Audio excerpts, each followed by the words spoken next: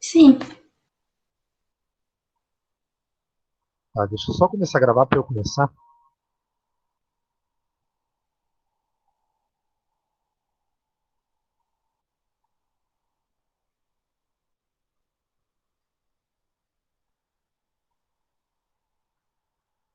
Beleza. Então, gente, bom dia. Eu, eu vou fazer um comentário sobre a aula de alcenos e as reações de adição. Então, primeiramente, o que a gente vai conversar hoje sobre essas reações de adição?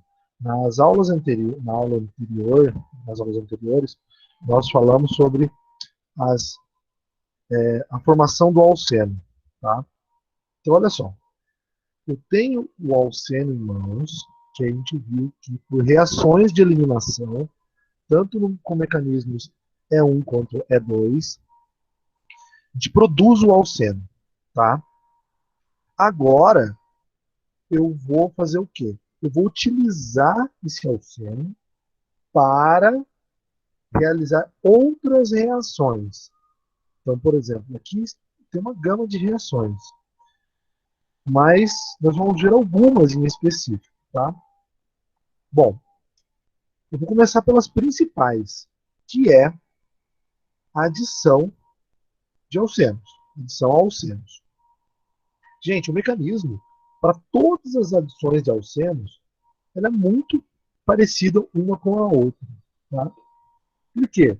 Porque eu tenho a origem do par de elétrons na dupla ligação e doando esse par de elétrons para uma espécie que vai estar positiva ou ligeiramente positiva. Tá? Eu vou exemplificar aqui, fazer os mecanismos de todos eles, mas eu vou fazer um mecanismo geral, a princípio. Tá vendo que esse composto aqui, ó, AB, o A seria um ácido e B a base. Porque toda espécie que recebe um par de elétrons é um ácido. E toda espécie que doa é uma base. E aqui o B significa que é a base conjugada, o que vai gerar ela. Tá? E ela vai participar do mecanismo também. Então, olha só, quando eu tenho HX seria HCl, HBr, HI. Então, eu tenho a adição, o hidrogênio entrando em um dos carbonos e o X entrando no outro carbono. Da mesma forma que quando eu faço adição de ácido sulfúrico, olha, aqui é o ácido sulfúrico, H2SO4, SO3 mais um oxigênio químico. Ele vai adicionar um hidrogênio e vai formar um hidrogênio sulfato, que é OSO3H. Depois eu tenho que, se eu tiver na presença de água e ácido, eu vou gerar um álcool. Essa reação é muito importante, porque as duas anteriores não estão em água. Então, se eu tiver água, na presença de ácido, eu vou gerar um álcool. E, por último, a adição de X2, que seria Cl2, Br2, I2. Bom, como que acontece essa reação?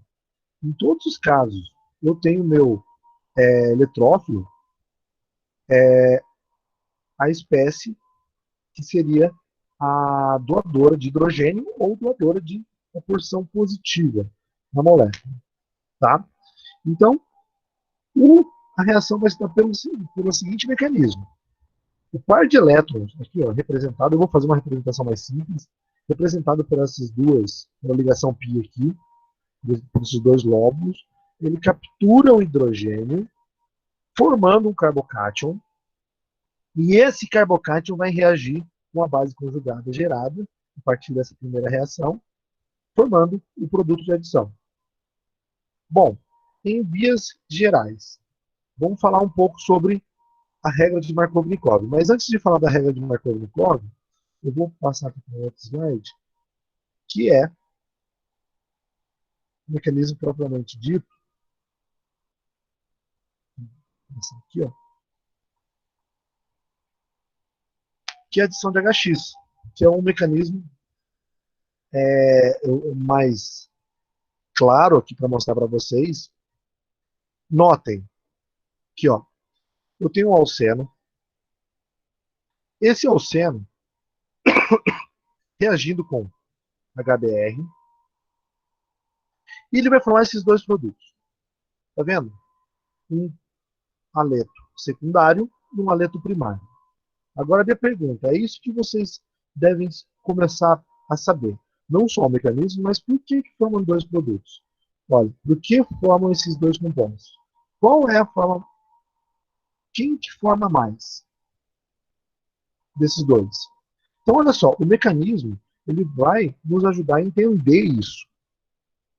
Se eu pegar aqui o mecanismo, adição, o par de elétrons, ó, todas as reações que nós vamos ver nesta parte da matéria, o par de elétrons parte da dupla ligação. Então, olha, o par de elétrons é a base. Ele doa o par de elétrons para o hidrogênio. Agora, existe um porém. O hidrogênio ele pode ser incorporado à molécula na extremidade da molécula, neste carbono, ou pode entrar no carbono do meio aqui, formando essa espécie.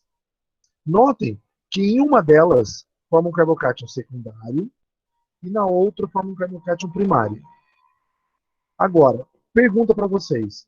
Qual vocês acham que vai formar mais? O carbocátion secundário ou primário? Secundário. Secundário. Secundário, muito bem. Por quê? Porque o secundário é muito mais estável do que o carbocátion primário. Tá?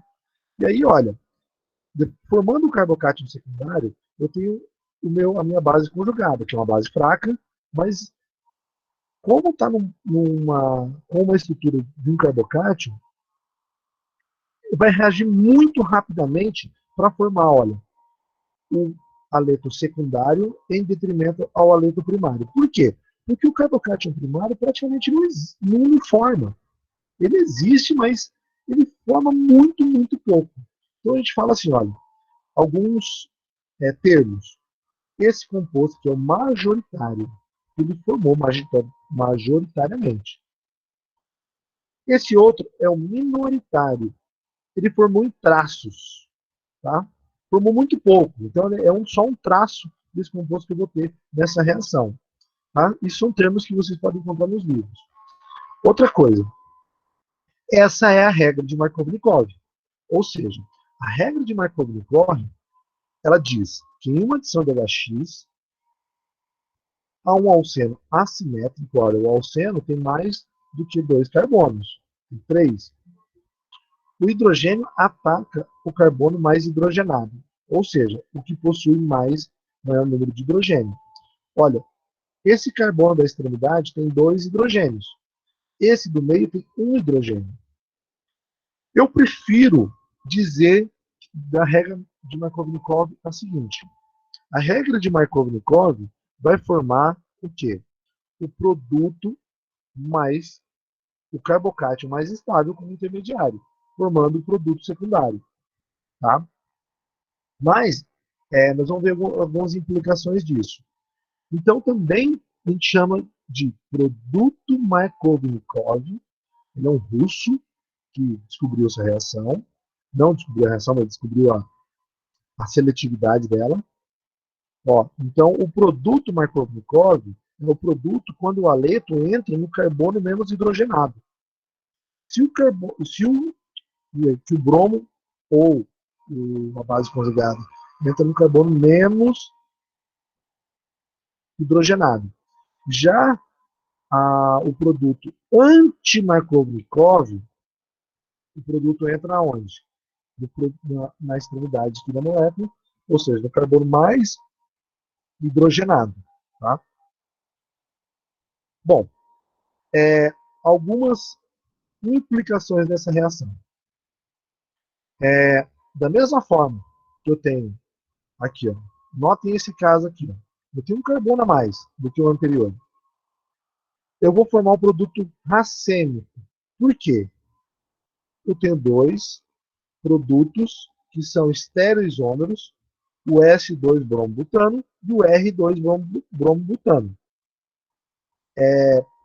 Nesses dois casos, eu tenho o quê? Eu também tenho 1% do produto anti-Markovnikov, mas eu nem vou considerar mais agora. Eu vou considerar aqui, ó, que eu tenho a formação do carbocátion secundário e a entrada do bromo vai se dar tanto por um lado quanto pelo outro da molécula, formando uma mistura igual de S-brombutano e R-brombutano. Ou seja, ele forma o quê? O produto racêmico. Eu não sei se vocês lembram, se vocês já estudaram o que é isso, lá não, vocês já estudaram em Química Orgânica 1, mas toda vez que eu tenho um carbono com 4 ligações diferentes, a princípio, né, eu tenho estereoisomeria. Então, quando olha, aqui eu não tenho, ó, porque CH3 é igual a CH3. Neste caso aqui eu tenho. Então, além de ser o produto Markovnikov, ele forma os dois estereoisômeros na mesma quantidade. Tá? Bom, isso está lá também descrito aqui na aula. Vou voltar aqui no slide. Então vamos aqui para a discussão um pouco aqui. Ó. Regra de Markovnikov. Em uma adição de HX, uma alcena assimétrica, o hidrogênio ataca o carbono mais hidrogenado.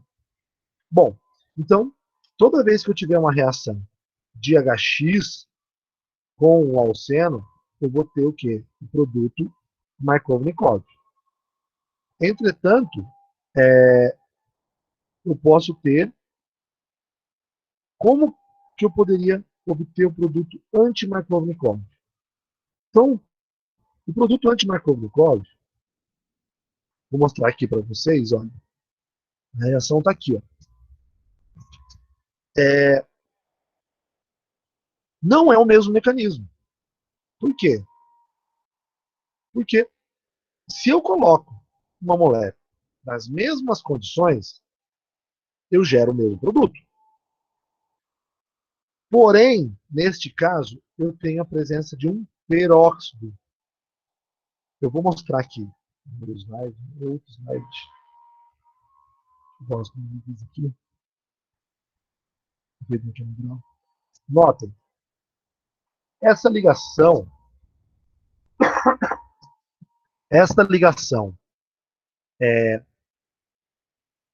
oxigênio-oxigênio é chamada de ligação peróxido.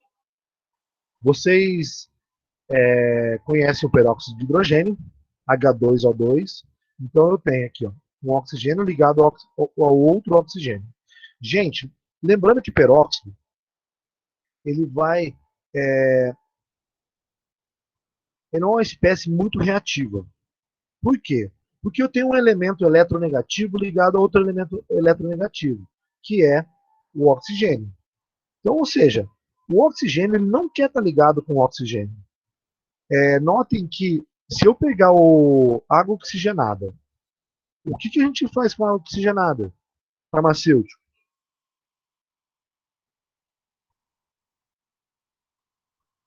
Cadê o pessoal da farmácia aí? O que vocês usam no dia a dia água oxigenada?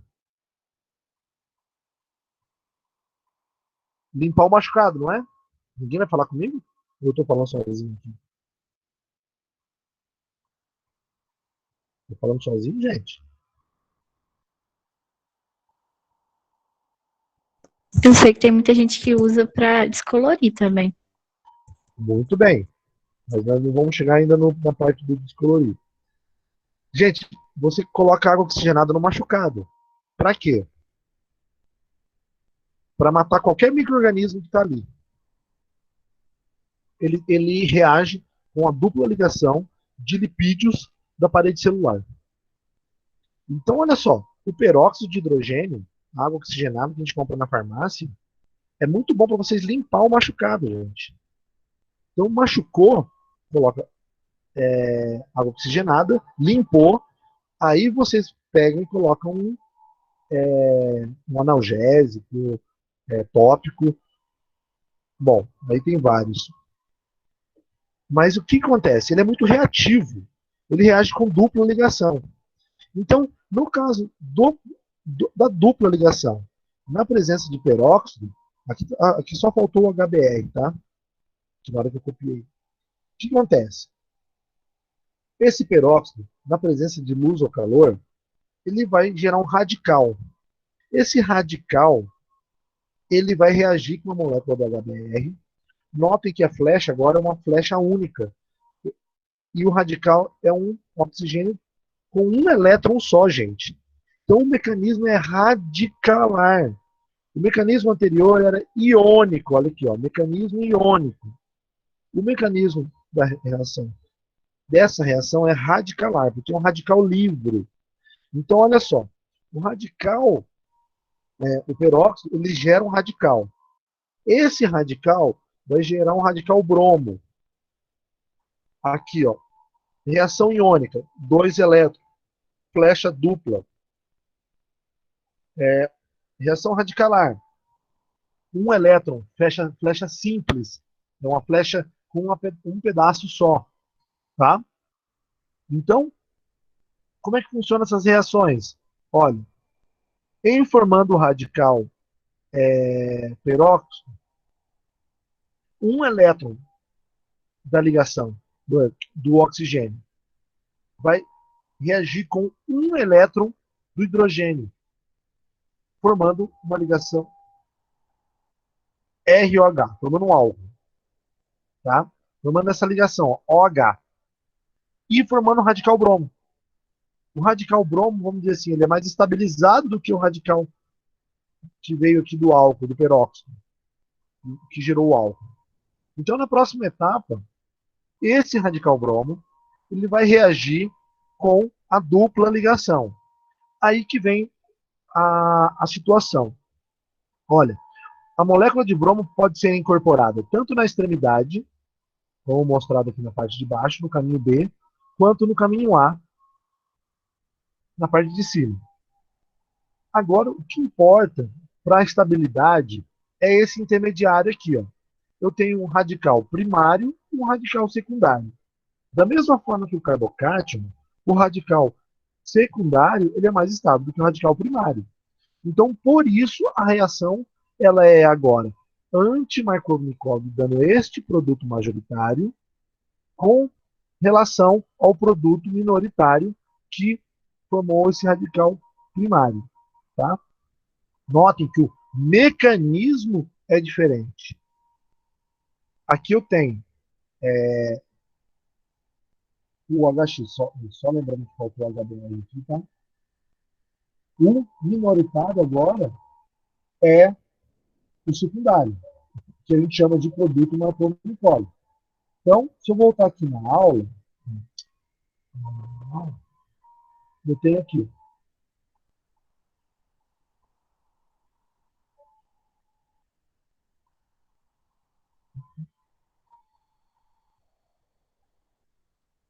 Pela regra de Markovnikov, agora a exceção, eu vou ter esse produto anti-Markovnikov.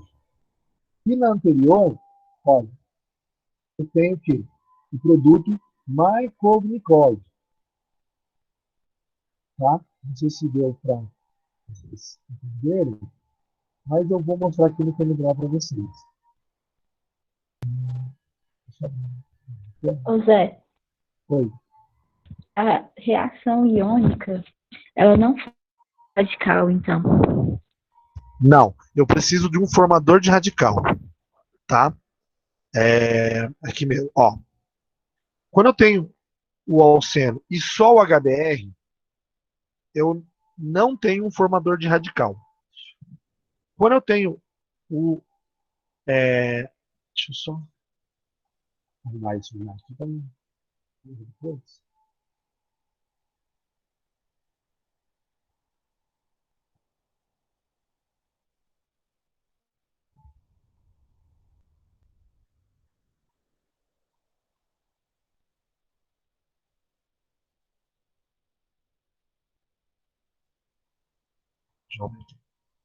Então, olha só.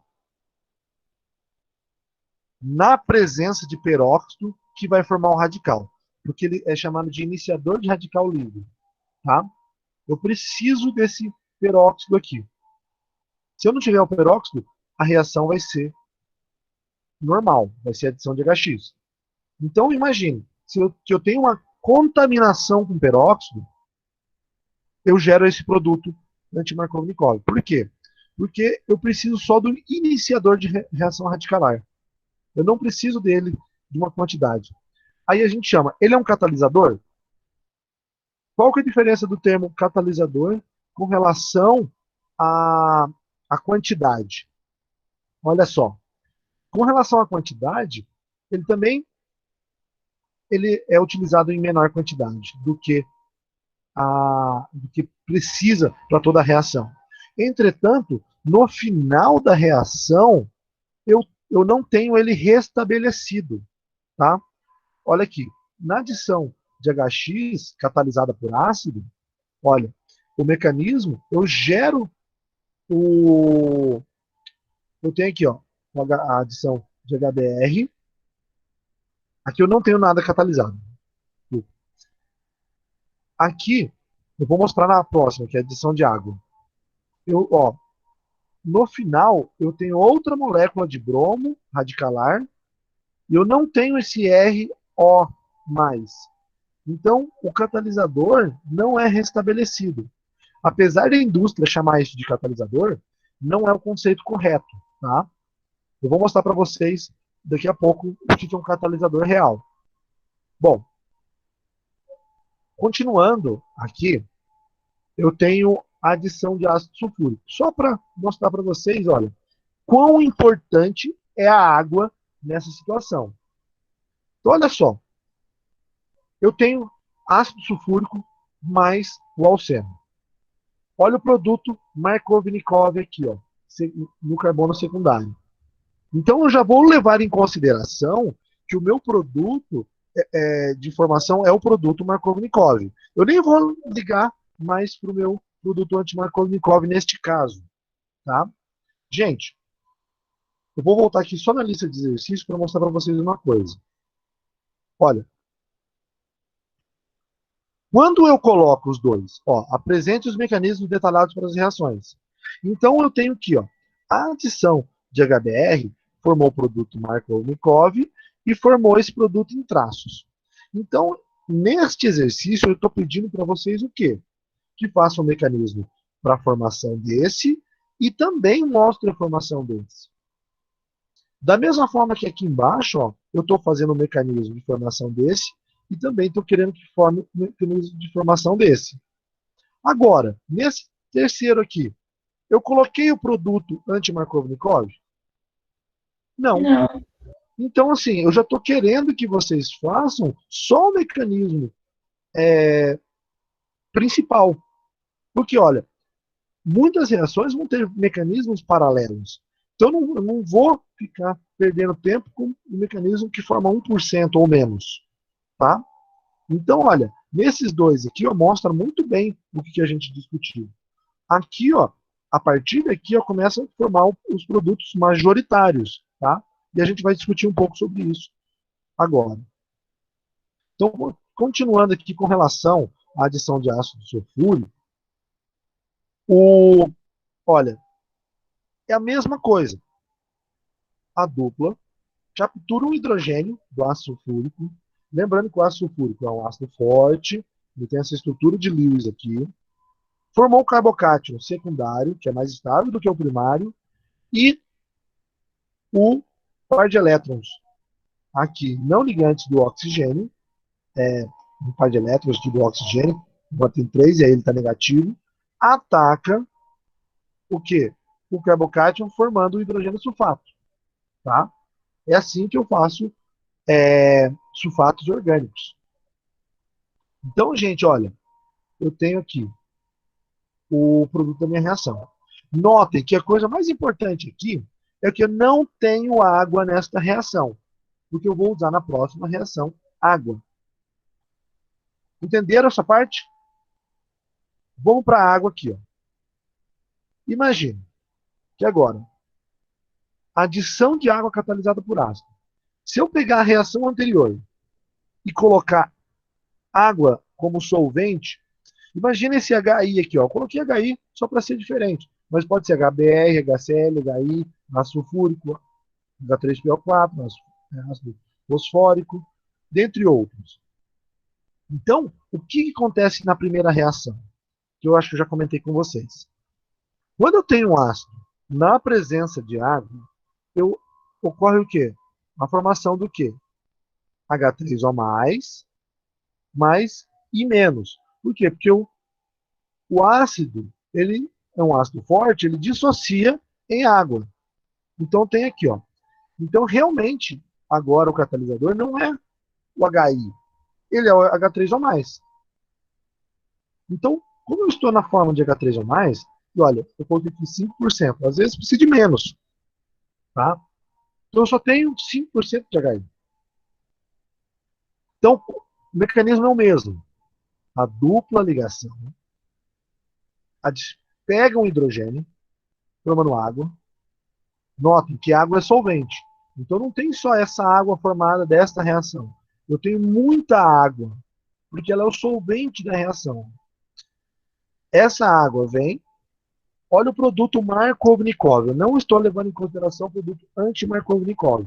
Então, o par de elétrons do oxigênio da água adiciona no carbono, aqui o octavo carbocátion, formando essa espécie intermediária protonada, e uma outra molécula de água vem, captura o hidrogênio, restabelecendo o catalisador. Olha, o catalisador ele tem que estar no começo da reação e ele é restabelecido no final da reação. Por isso que eu falei que é diferente do conceito de reação radicalar. Porque no final da reação radicalar, não é o catalisador, não é a primeira espécie que é restabelecida. No final, eu tenho que ele some, ele reage com alguém. Tá? Eu não vou entrar nesse detalhe de reação radicalar. Outro detalhe, nós vamos ver a única reação radicalar que nós vamos ver em toda a matéria vai ser aquela que eu apresentei para vocês. Tá? Então, a maioria das reações como essa aqui, ó, são reações iônicas. Eu tenho os pares iônicos. Tá? Olha só, eu não coloquei no mecanismo aqui, ó, mas quem que é o par iônico do catalisador H3O+, que eu não coloquei no mecanismo, que é chamado de íon espectador? É o iodo menos. Olha, o HI não é um ácido forte? HI em água, ele gera um ácido mais fraco, que é o H3O+, e iodo menos. O iodo menos é uma base fraca, tá? Por isso, o, que a água é uma base mais forte do que o iodo, para você, o iodo menos. Então, por isso que ela adiciona no carbocátion e no final captura o hidrogênio aqui, formando H3O+. Tá? Por quê? Porque se fosse o iodo, formaria HI novamente. E o HI em meio aquoso, ele dissocia em água. Tá? Então, notem, o papel fundamental da água. Pode falar. O iodo, ele fica iodo menos porque ele é um grupo abandonado ruim? Não, ele é um bom grupo abandonador. Ó, vou fazer aqui para vocês que me deu. Deixa eu só.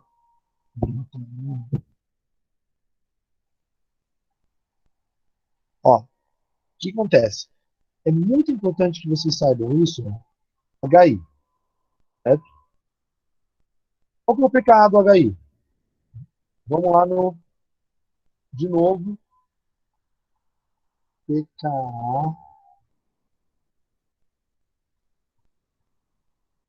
Gosta dessa tabela de pKa, que é do professor Ivans, da Universidade de Harvard. Olha só. pKa do HI. Cadê o HI? Logo, logo.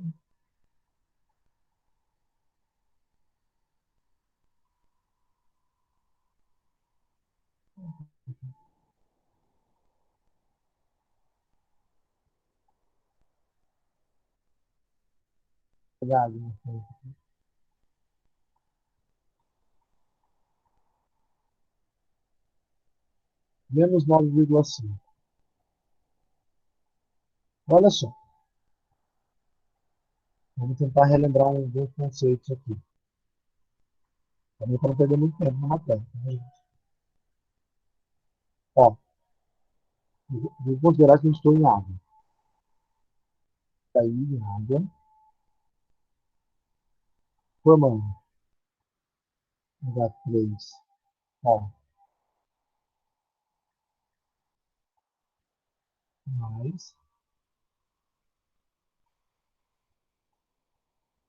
mais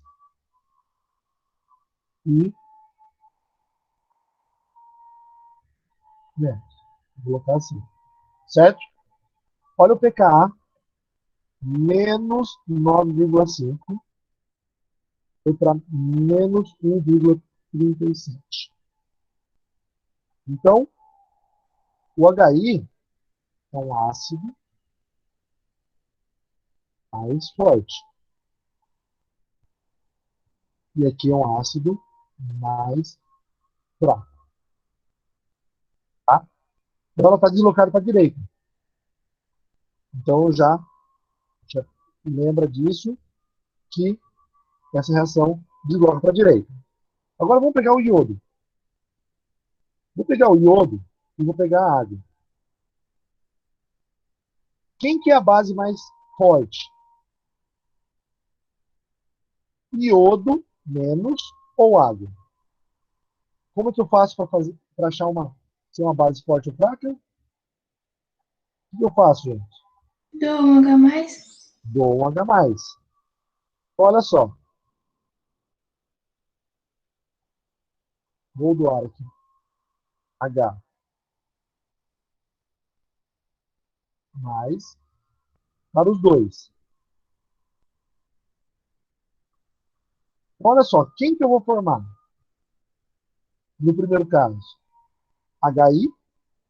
E no caso de baixo, H3O.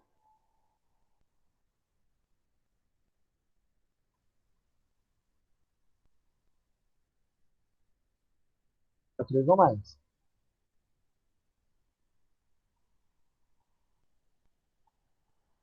Agora, compara os dois. HI e H3O mais.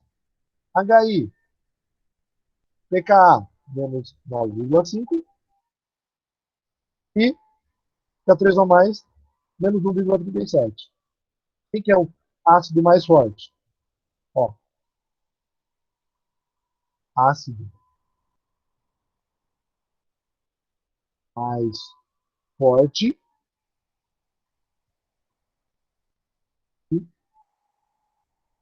a base que deu origem a ele, deixa eu fazer uma coisa aqui.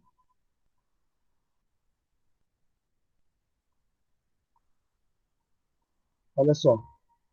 Se o ácido é mais forte, essa base aqui, ó, ela vai ser uma base que base mais fraca.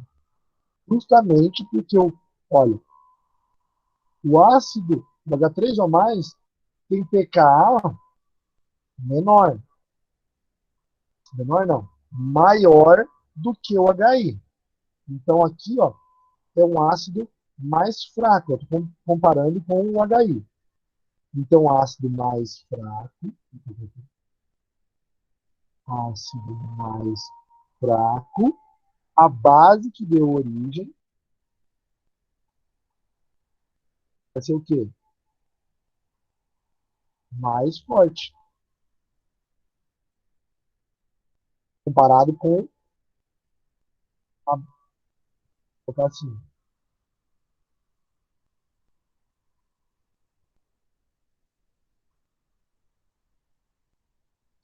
a base mais forte comparada com o menos. Então, todo ácido muito forte vai dar origem a uma base conjugada mais fraca. Então, olha só, se eu voltar no mecanismo aqui, ó, eu tenho o HI, eu tenho o íon espectador e menos, que eu nem coloquei no mecanismo. Por quê? Porque ele é uma base mais fraca. Então, quem que é a base mais forte? A base mais forte que vai reagir com o carbocátion e com o hidrogênio. Justamente para formar o quê? O ácido conjugado mais fraco. Para formar H3O mais. Porque se eu gerasse o HI, é o ácido mais forte. Deu para entender, gente? Bom, vamos continuar. Eu sim, É muito importante que vocês tenham em mente isso, por isso que eu estou gravando essa aula hoje, porque ela é um pouco mais detalhada nesses pontos que eu gosto de discutir com vocês. Gente, continuando aqui na discussão da nossa Ô aula. Zé, Oi. sempre nesse mecanismo aí vai formar o H3 a mais? Sim, toda vez que tiver em água, tá? Uhum. Toda vez que você observar aqui, ó, no esquema da reação, tem um ácido e tem água, forma H3, a espécie que vai ser ativa é H3O+. Tem alguns livros, gente, que ainda costumam colocar H+, mesmo estando em água. Só que aí você tem que tomar cuidado se vai estar olhar o produto. Porque não é possível você formar, mesmo colocando H+, aqui, ó, o produto da segunda etapa vai ser a adição da água. Tá? Mas eu costumo,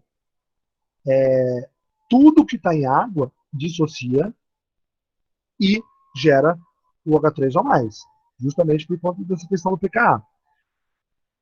Desta forma, você não erra. Então, olha só, se eu comparar aqui a reação de cima, ácido sulfúrico, não coloquei água, então considera que não tem água. Na reação de baixo, coloquei água, por isso que a descrição do esquema da reação é tão importante para a gente saber o mecanismo da reação. Tá? Bom, gente, se vocês pegarem a lista de exercícios, aqui, ó, então discutir essas duas reações, discutir agora a adição de ácido sulfúrico. Olha a diferença dela. Ácido sulfúrico e ácido sulfúrico em água. Qual que é a diferença dos dois? Uma tem água, a outra não tem água. Então, o produto vai ser hidrogênio sulfato e aqui vai ser o álcool. Tá? Agora, eu vou para essa reação de baixo aqui. Ó. Essa e essa. Essa de BR2 eu vou pular por enquanto.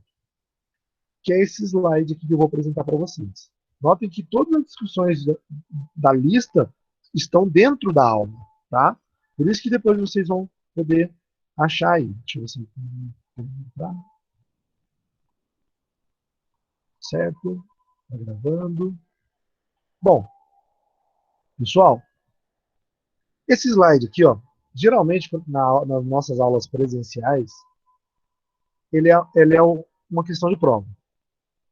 Tá? Notem. Tá vendo esse meu material de partida aqui, ó?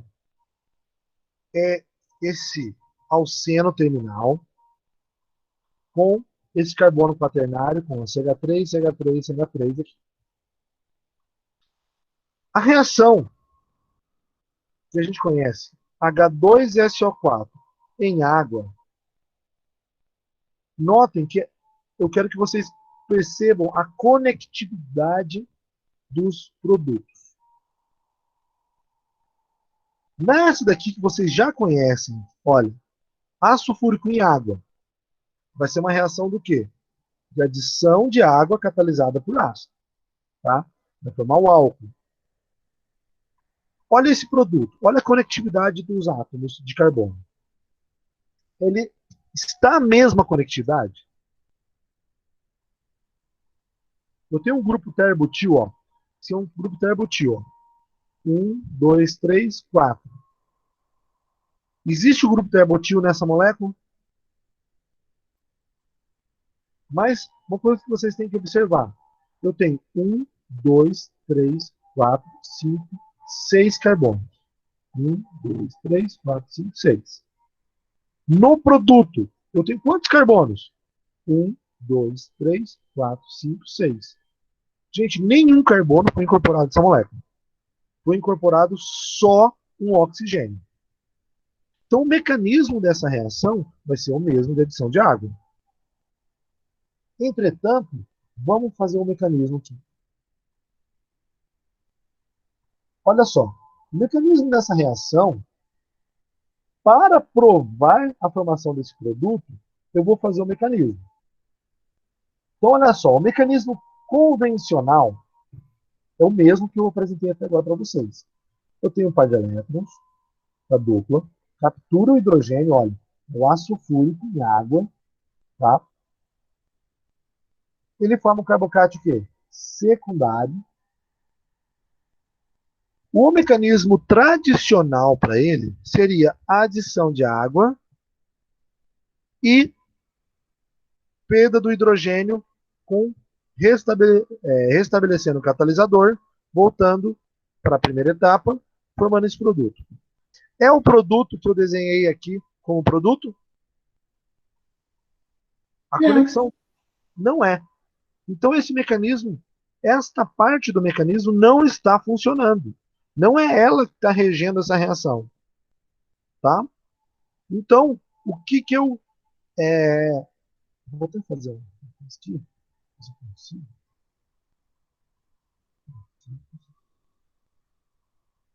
Só para ficar mais...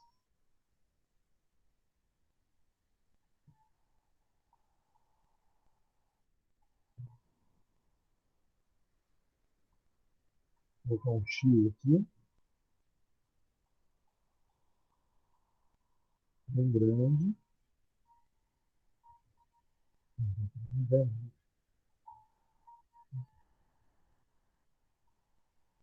Então, ó, esta etapa aqui não está acontecendo. Qual a etapa que está acontecendo? Lembra, carbocation secundário. Se eu tiver um grupo CH3 vizinho, nós já vimos esse mecanismo na eliminação. Ou seja, só que agora é uma adição. O carbocation secundário tem um grupo CH3 vizinho, migra para o carbocation vizinho secundário, formando um carbocation que terciário, que é mais estável do que o secundário. E esse rearranjo é mais rápido do que a adição de água. Então, agora, a água vem, ataca esse carbocation terciário, que é mais estável, formando o meu produto de rearranjo. Tá? Então, ele não é nem um produto Markovnikov, nem um anti-Markovnikov. Ele é um produto de rearranjo. Tá? Por quê? Porque o carbocation secundário, ele se transforma no carbocation terciário. Tá? Bom, então, essa primeira reação eu explico aqui. Ó, nessas condições de ácido sulfúrico e água, o produto de rearranjo é formado de forma majoritária. Agora, nessas outras condições aqui, ó, hidroboração e oxidação, forma o produto antimarkovnikov, e nessas condições de oximercuração e desmercuração, forma o produto Markovnikov. Gente, isso é fantástico. Por quê? Porque, de acordo com a reagente que eu uso, mudando o mecanismo da reação, eu direciono o produto que eu quero. Para a indústria, imagina, isso é muito bom. Isso é tão bom que essa hidroboração aqui, ó, oxidação, ganhou o prêmio Nobel de Química em 1940, 70, alguma coisa. 70 e pouco. Herbert C. Brown, ele ganhou o prêmio Nobel pelo desenvolvimento da química de boro e reações anti-Markovnikov seletivas. Tá? Por quê? A reação Markovnikov com ácido e água, ela é uma reação extremamente barata.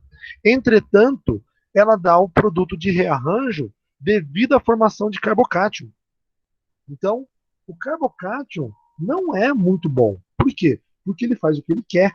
Ele vai se transformar numa espécie mais simples. Então, você desenvolver métodos seletivos, tanto anti-Markovnikov, como aqui, ó, o produto Markovnikov numa reação de oximercuração, o desenvolvimento dessas metodologias fazem com que a gente tenha possibilidades industriais de emprego dessas reações, obtendo produtos desejados em altos rendimentos. Tá? Então, essas reações são aplicadas na indústria justamente porque elas são seletivas, diferente, muitas vezes, das reações com ácido e água, tá? Apesar de ser muito mais barato. Então, olha só, quando eu falo da reação de Zé, Oi, pode falar. é, a reação de rearranjo, ela só acontece na presença de água? Isso, tá? A água, ela facilita a formação desses carbocátions e rearranjo. Entretanto, porque em muitos casos eu tenho que analisar a reação. Por exemplo, se fosse só ácido sulfúrico e a formação formação do carbocátion, como está sem solvente, eu não tenho certeza para te dizer, mas provavelmente também vai dar rearranjo, tá? Se eu pegar a reação só com ácido sulfúrico. Então, o problema é a formação do, do carbocátion. Entretanto, mudando a condição da formação do carbocátion, o solvente é um solvente polar prótico. Então, isso facilita a formação do carbocátion e o rearranjo dele. Mas, em outras situações, também pode dar um rearranjo. Como vai se dar esse rearranjo? Aí tem que avaliar a reação, tá? Então, assim, eu não posso te falar assim, com certeza se a adição de ácido sulfúrico também daria o rearranjo. Eu acredito que sim, tá? Formou carbocátion, pode acontecer rearranjo. Agora, qual rearranjo vai acontecer? Gente, a química de rearranjo de carbocátion, para vocês terem uma ideia, tem um outro pesquisador que chama Ola, que desenvolveu essa química de carbocátion, ele também ganhou um prêmio Nobel. Então tem toda uma química específica para isso. Então, assim, eu não vou aprofundar aqui, mas cada caso é um caso, tá? Nós temos que considerar as reações em água aqui, mas qualquer formação de carbocátion também pode formar os outros rearranjos. Beleza? Beleza, Bom, obrigada. continuando aqui, então olha só, hidroboração e oximercuração. Eu vou começar pela oximercuração, desmercuração, porque é um mecanismo mais tranquilo e mais comum. Por quê? Porque diferente agora, eu não tenho hidrogênio para reagir com, o, com a dupla. Mas a dupla continua sendo uma base, ó, ela continua dando elétrons para alguém. No caso aqui é o mercúrio. Tá? O mercúrio é chamado de ácido de Lewis, nesse caso aqui, acetato de mercúrio 2. Tá? Esse acetato de mercúrio, ele, se ele tivesse dissociado, ele provavelmente vai estar dissociado porque está em água, ele está na forma do Hg+, e do acetato, ó, O-, tá? C dupla O-, o íon acetato. Então eu tenho uma espécie de mercúrio 2. A dupla vai atacar o mercúrio, porque é a parte positiva da reação. Tá? Aqui eu tenho a doação de par de elétrons. Qual a diferença deste caso para o caso anterior? Eu gero uma espécie que é chamada de pseudocarbocátion. Esse pseudocarbocátion se dá por conta do mercúrio estar ligado ao carbocátion, estabilizando esse carbocátion. Então não ocorre rearranjo. Tá? Então, assim, olha, eu tenho a formação dessa espécie que, como está na presença de água, a água vai adicionar, da mesma forma que eu expliquei para vocês. Eu tenho aqui a água, sendo um nucleófilo melhor do que o acetato, adicionando nessa porção positiva, e na próxima etapa, capturando o hidrogênio aqui, ó, tá? Eu tenho que considerar aqui que é o acetato, porque o ácido acético é um ácido mais fraco do que H3 ou mais, tá? Então, olha só, ele forma essa primeira espécie aqui, ó, de mercúrio. Qual que é a vantagem dessa reação? Ela a vantagem que não ocorre rearranjo, porque esse pseudocarbocátion não deixa gerar o rearranjo. Mas eu tenho uma desvantagem, que é ter mercúrio na reação. Vocês conhecem o mercúrio, já ouviram falar? Contaminação por mercúrio, mercúrio é muito tóxico. Então, ter mercúrio na reação, ele é uma desvantagem. Tá? E outra coisa, o produto com mercúrio, ele deve ser purificado para eu fazer a próxima etapa. Eu não vou mostrar o mecanismo para vocês aqui. O mecanismo, ele é chamado de desmercuração. Por quê? Eu pego o primeiro produto, purifico ele e faço a reação de desmercuração, que é na presença de bório de hidreto de sódio e hidróxido de sódio. Eu não vou mostrar esse mecanismo, porque ele é uma adição de hidreto. Porque eu não quero confundir agora o hidreto em meio ácido aqui com vocês. Tá? Mas, resumindo, a reação ela é em duas etapas. Toda reação em duas etapas ou mais, ela gera um rendimento menor e um processo industrial pior. Por quê? Porque eu tenho que fazer o primeiro produto, pegar ele, purificar, descartar os produtos dessa reação, os resíduos dela, e fazer uma segunda etapa, que é a desnaturação. Tá? Bom, vantagem, ela é seletiva, me dá o produto Markov-Nikov, mas tem uma desvantagem que ela é em duas etapas e tem mercúrio. Tenha em mente essas vantagens e desvantagens.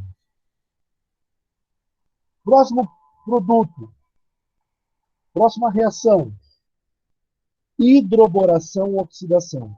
Prestem muita atenção nessa reação. Vocês estão me escutando? Sobre o horário aqui, 9 horas.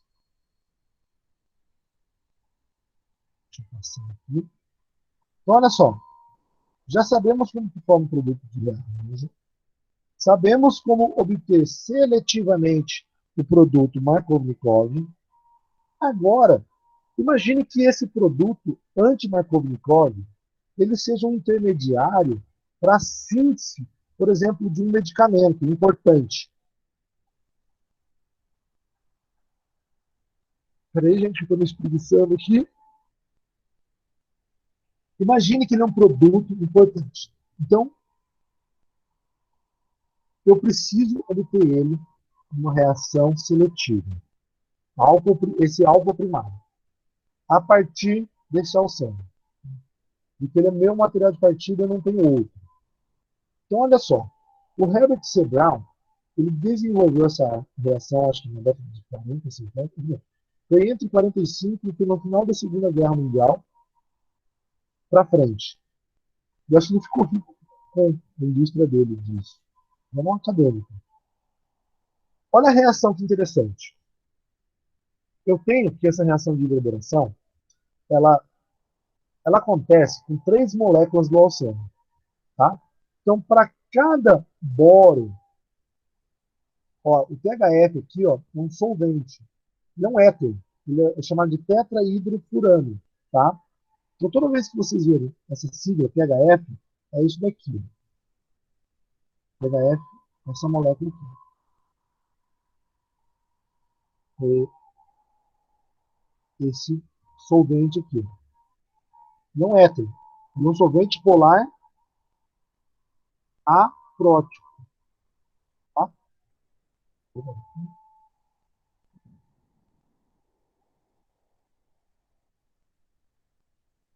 Então, tá aqui. THF. Meu solvente da reação. Outra coisa. Antes de começar qualquer mecanismo, nós temos que identificar a natureza dos reagentes. Olha, apesar, em todos os casos que eu falei para vocês, a dupla ligação vai doar seu par de elétrons. E aqui não vai ser diferente. Mas olha só, qual que é a diferença desse BH3 aqui? O BH3, o boro, gente, ele é mais eletropositivo do que o hidrogênio. Se nós pegarmos nessa estrutura, o hidrogênio, olha, eu tenho espécies de hidrogênio mais, H3O mais em água, certo? HCl, HCl em água. Imagina, eu tenho H mais ou H3O mais. Neste caso, eu tenho uma estrutura que se comporta como um hidreto, hidrogênio negativo. Por quê? Olha, quando eu pego HCl, HI, HBr, No caso lá que a gente fez com o iodo. O iodo é mais eletronegativo do que o hidrogênio. Então, por isso que ele fica I-. Agora, o boro é mais eletropositivo do que o hidrogênio. Então, o hidrogênio é mais eletronegativo do que o boro. Tá? Então, eu tenho aqui ó, o hidrogênio sendo uma espécie negativa e o boro uma espécie positiva. Se eu pegar uma estrutura com o boro mais eletropositivo.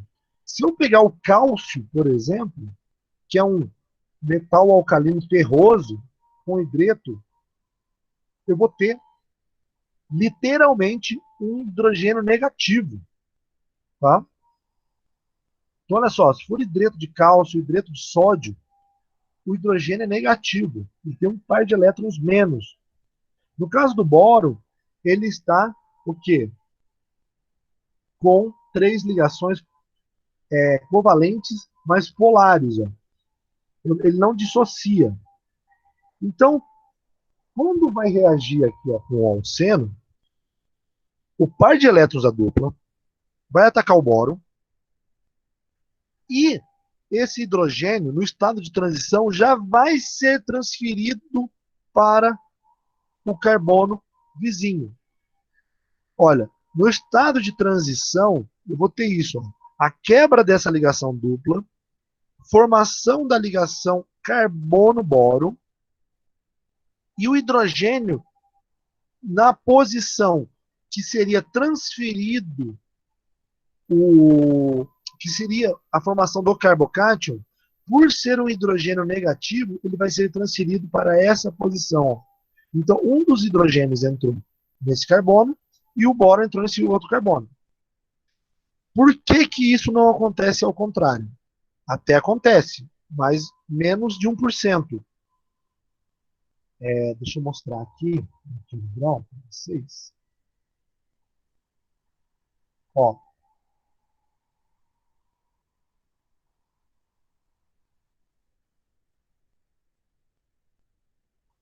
eu venho, ó, essa espécie, ou formo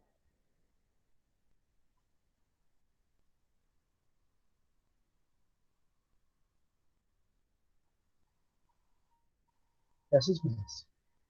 Notem que o grupo vizinho volumoso faz com que o impedimento estérico ele direcione para a formação do boro nessa posição.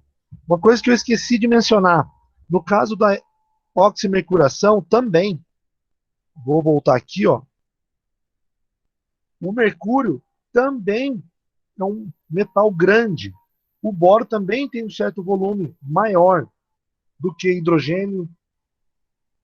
Então, ele entrar na posição, na extremidade da molécula, nessas duas reações, olha, aqui acontece entrada do mercúrio na extremidade e aqui também na extremidade.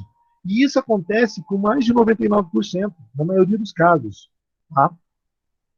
Por isso que ela é uma reação regioseletiva. Ela é regioseletiva. Eu nem vou falar de outros termos, tá? Só regioseletiva, para não confundir. Então, olha só, ela vai entrar no carbono específico. E isso vai acontecer porque, gente, imagine, aqui eu estou mostrando uma etapa. Eu tenho 3 hidrogênios. Essa reação, ela é sensível às posições justamente porque ela acontece ao mesmo tempo com os 3 hidrogênios. Aqui eu mostrei só uma, mas ela vai acontecer outras 2, formando este composto de boro aqui, que é chamado de éter borônico. Tá? Olha, o boro ligado a 3 carbonos. Como ela acontece tudo ao mesmo tempo, ela é sensível ao efeito estérico dos grupos vizinhos. Tá? Extremamente sensível. Então, olha só. Quando eu coloco aqui também, ó, no na flecha 1 e 2, eu estou indicando que essa reação ocorre em duas etapas, tá? Então, olha só. Só que essa reação também ocorre em duas etapas, de forma, muitas vezes, one pot, na mesma reação. Então, olha só. A primeira reação, ela é a hidroboração. Depois eu pego o produto da hidroboração e vou reagir na parte de baixo. Essa etapa é a etapa de oxidação. Por quê? Tudo que eu incorporo oxigênio, ela é chamada de oxidação. Eu vou comentar isso, mas eu acho que eu já comentei, não sei se eu vou comentar também, a questão do estado de oxidação do carbono. Por quê? Porque, ó, se eu considerar o boro e o carbono aqui, esses carbonos, assim como os hidrogênios, eles estão mais negativos do que o boro. Que o boro é uma espécie eletropositiva. Tá? Então, o produto de hidroboração é uma espécie relativamente reativa. E o carbono, ele tem tendência a ser mais neutro ou eletropositivo do que ser eletronegativo, na forma do carbônio. Então, essas espécies de boro, se eu for fazer uma distribuição aqui de densidade eletrônica, eu tenho uma densidade eletrônica negativa no carbono e no boro positiva, assim como está aqui. Ó. Então, na hora que eu submeto a reação à presença de peróxido e hidróxido de sódio, eu tenho essa reação aqui, ó. Peróxido de hidrogênio e hidróxido de sódio, formando o íon peroxil mais água. Agora, esse íon, tá vendo que tem 3 vezes aqui, ó, ele vai reagir 3 vezes com o boro, mas o que está mostrado aqui é só uma vez, tá? Que eu já vou mostrar direto a formação desse produto final. O peróxido ataca o boro, negativo com positivo. Agora ocorre um rearranjo. Esse rearranjo ele é bem famoso. O carbono ele vai se ligar ao oxigênio, liberando hidróxido. E agora, olha só, o boro está ligado a um elemento eletronegativo, que é o oxigênio, que quer estar ligado com um elemento eletropositivo. E o carbono está ligado ao oxigênio, que é mais eletronegativo do que ele. Então, olha, este carbono, ele foi oxidado, vamos dizer assim. Por quê? Porque agora ele está ligado ao oxigênio. Ele não está mais ligado ao boro. Então, essa etapa que é a etapa de oxidação. E isso acontece 3 vezes, tá? Então, olha só, mais 2 vezes. Então, agora eu tenho um oxigênio ligado ao carbono e ao boro. E para cada peróxido, eu tenho o quê? A formação de um hidróxido e um sódio. Nós vamos ver que nós vamos utilizar eles aqui. Ó. Então, ó, na realidade, eu tenho 3 moléculas de hidróxido, que vai reagir 3 vezes com cada espécie de carbono. Cada espécie que tem o oxigênio aqui vai ser liberada na forma do alcóxido. E esse alcóxido vai capturar os 3 hidrogênios do ácido bórico formando Na3BO3, que é o bórax, ou ácido bórico, mais 3 moléculas do álcool. Gente, além de ser uma reação com um mecanismo extremamente bonito de mostrar, por conta de ela é uma reação seletiva, relativamente barata e amplamente utilizada na indústria. Essa reação não é por menos que ganhou o prêmio Nobel, tá? E o desenvolvimento dela e as aplicações dela na indústria. Então, assim, ela é o mecanismo mais longo que nós vamos ver nessa reação e ela faz todo o sentido de todas as etapas. Eu sei que vocês podem ficar um pouco apreensivos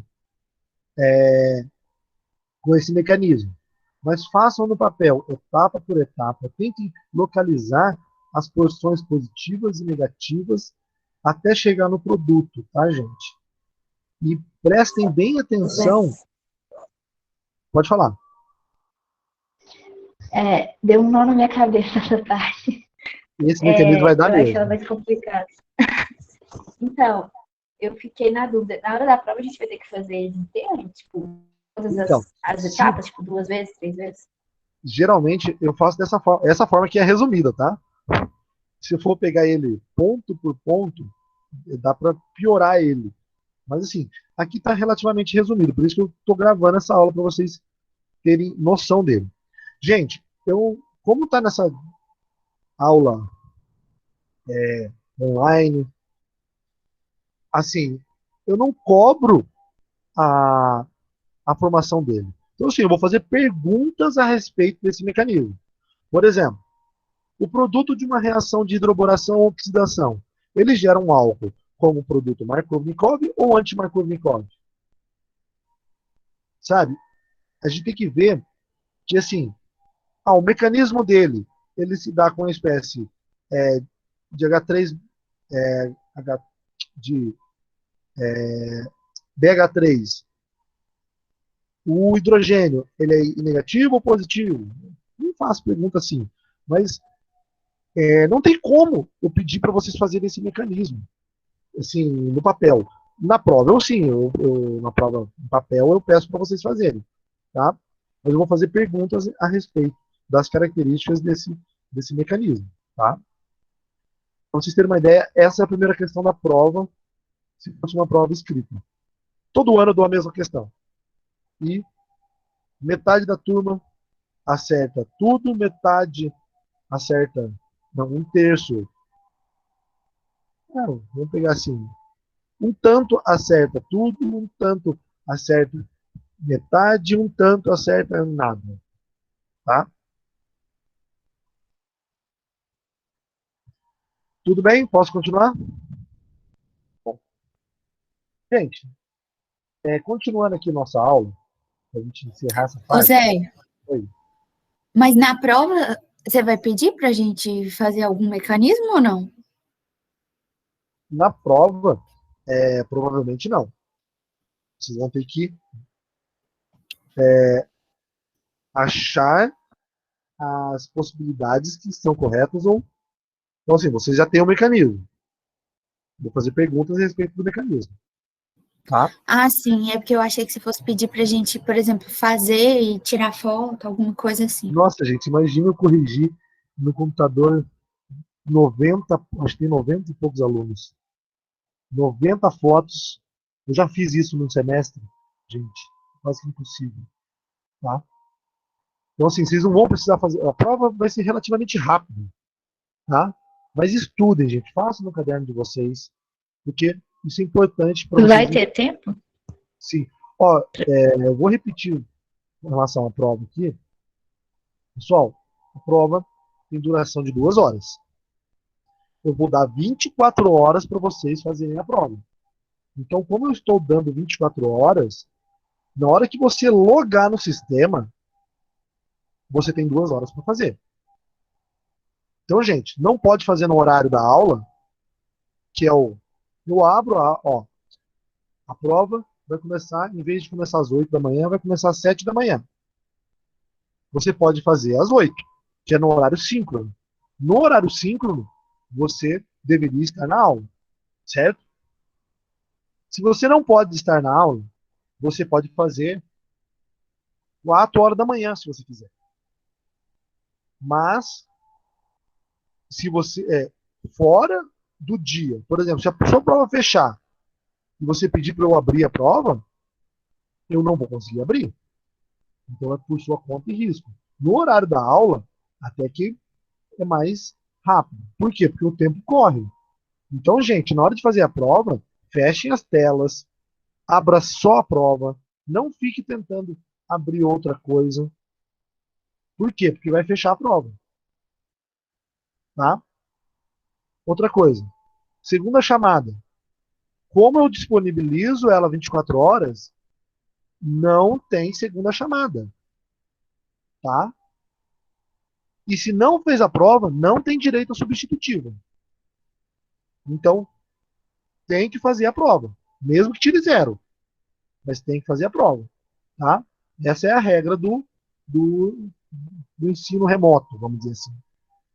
Se eu não tivesse colocado 24 horas, aí sim, tem direito à segunda chamada, e se não, segunda chamada, tá? Aí se tirou nota baixa, você tem direito à prova substitutiva. Mas se você perdeu a prova, não é uma substitutiva. Tá? E eu estou sendo bem rígido com isso, porque eu estou abrindo bastante concessão, dando ela em 24 horas. Gente, e também as provas são feitas, ele embaralha todas as questões. E tem questões que, apesar de ser um enunciado muito próximo, a mesma questão tem mais de um enunciado. O bom do sistema, que eu gero a prova, ele embaralha tudo. Então, assim, pode ser uma questão parecida que é igual, mas não é, às vezes. Tá? Então, assim, tirou foto da prova e passou para o colega por conta e risco. Pode ser que seja igual ou não. Tá? Gente, deixa eu continuar aqui, que eu quero falar sobre duas coisas. A terceira parte da prova, que é a última questão aqui, ó, na lista, ó.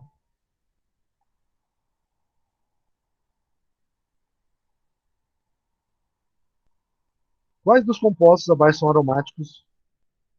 A aula que eu dei sobre isso está gravada. Tá? Durante essa semana, se vocês tiverem dúvida, não só dessa parte, na outra, tá tudo lá na aula gravada, que é compostos aromáticos. Faz toda a explicação da aula para você chegar nessa última questão aqui, ó, que é a regra de Hickel. Então, gente, é a parte mais fácil da prova, que é saber se é aromático ou não é aromático, tá?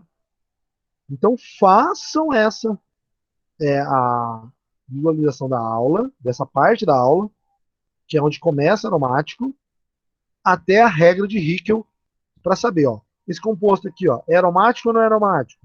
Esse daqui, esse daqui, esse daqui, ó. Esse daqui é o benzeno, ele é aromático, tá? Por que ele é aromático? Então, tem toda a explicação lá na aula. Então vocês vão ter que fazer a visualização da aula para fazer essa última questão. E aí, dúvidas, vocês podem me perguntar. Ficou faltando só uma parte que eu não falei nessa aula, que é isso aqui, ó. Adição de bromo de cloro. Gente, também, essa reação é muito simples. Por quê? Porque ela gera um dibrometo vicinal. Ou um dialeto vicinal. Nesse caso aqui, cloro, nesse caso aqui, bromo. Notem que um dialeto ele gera nos carbonos que contém a dupla. Então não tem Markov-Nikov nem anti-Markov-Nikov. Porque foi incorporado é uma adição dos dois átomos. Um entra no cloro, um entra no carbono, o outro entra no outro carbono. A questão é que essa reação dá uma forma, vamos dizer assim, trans, tá? Anti. Por quê? O mecanismo dessa reação é o seguinte: o bromo, Br2, vocês devem ter visto isso lá na Química Orgânica Experimental, ou ainda vão ver, que o bromo é um líquido vermelho muito forte. Se eu pegar uma gota de bromo e adicionar num composto que tem alceno, ele vai gerar esse dibrometo aqui, ó. E esse composto aqui, ó, o bromo era laranja, e esse daqui ele vai ficar transparente no solvente. Tá? Então, a gente fala que é descorou, que era colorido, uma solução de bromo, tá? O bromo, gente, ele é muito reativo. Porque, olha, é também um elemento eletronegativo ligado a outro elemento eletronegativo. Eles estão num cabo de guerra, aqui, ó. Então, num determinado espaço de tempo, um fica positivo e o outro fica negativo. E isso vai trocando, tá? Nesse tempo, ele quer reagir com alguém. Então, ele reage aqui, ó, com uma dupla. A dupla ataca o bromo e o bromo ataca de volta o carbono, formando essa espécie que é chamada de íon bromônio. Aqui está mais claro. O par de elétrons, quando ataca o bromo, ele forma esse bromo e um carbocátion vizinho. Como o bromo tem elétrons não ligantes, ele estabiliza o carbocátion, formando esse íon bromônio. Esse íon bromônio, gente, ele foi provado a existência dele por métodos espectroscópicos e espectrométricos. E, na etapa seguinte, o bromo, que foi formado, né, o íon brometo, ataca abrindo esse íon bromônio. Por isso que a gente fala que a dupla ligação, a formação do bromo é trans, tá? E não cis, por conta justamente da formação do íon bromônio. Porque se formasse só o carbocátion, ele poderia atacar por cima e por baixo, dando a forma cis e a forma trans. Então, como ele não forma a forma cis, isso é uma das formas de provar que a formação do íon bromônio ela ocorre predominantemente a formação do carbocátion. Ou seja, o carbocátion é uma espécie menos estável do que o íon bromônio. E aí, na etapa seguinte, o bromo vem e ataca. Olha, ele atacou por cima, por quê? Porque não pode atacar por baixo. Porque aqui, ó, tem o bromo. Ele tem impedimento aqui. E aqui, ó, então ele vem por cima e ataca, formando o produto trans aqui, tá? Bom, essa é a última parte que eu queria falar para vocês. E vou parar a gravação aqui para a gente conversar mais um pouco. Para não ficar. Já vou colocar essa aula lá